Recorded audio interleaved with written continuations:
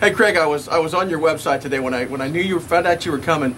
I got on your website because I always think you can find some pretty fun things, and I found a thing on there, and it said that when you were 10 years old, you sang the national anthem, and a lady came up to you at that point and said that you were going to be a famous singer someday. It's really funny. Later on, that lady was Miss Minnie Pearl.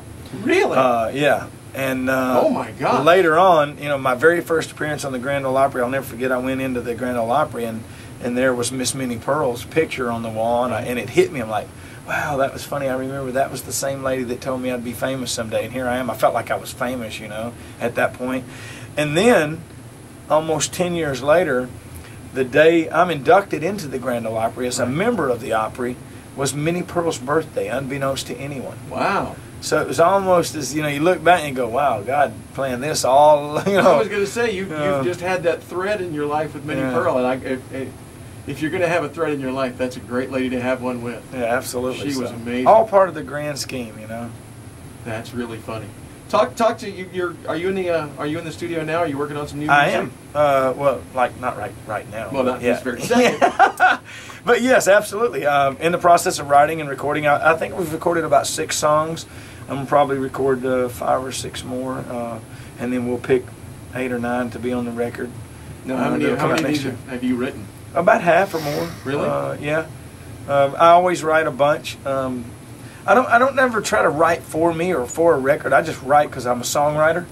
And then come time to record the record, we just put everything in a big old pile, and I actually take them into the label, and the head of the label and the A&R department, everybody listens, and they kind of pick through.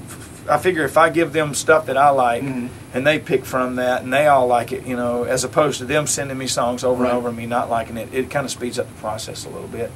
And we've been very fortunate. They like a lot of stuff that I write. So. When did you start writing? Oh gosh, I've been writing since I was 15 years old. Well, I thought I was songwriting. I thought I was a songwriter back then. You know, it wasn't until I went in the Army and started writing, and then really came back home from the Army and started writing with some very prolific and, you know, some expert writers, the likes of Bill Anderson, Buddy Cannon, Dean Dillon, and then some of the newer, you know, very prolific writers that I really started honing my skills. When you were 15, what's the first thing you wrote? Do you remember? Yeah, I wrote a song called, it was terrible too. Come on now, you're 15, give yourself a break. I don't even remember the name of it. I do remember singing this song and then thinking, wow, that's awesome, you know, I wrote a really cool song. And I go back and listen to that and go, that was some of the worst crap ever. But, you know, I was 15, I was learning to write. And I'm guessing there was a girl you had in mind probably when you wrote that song. Yeah, every song I wrote was for the girl, you know. Well, Harlan Howard used to, he used a term I won't use on radio, but he said ultimately it all revolves around the women. It really does all revolve all around the women. There's no doubt about it.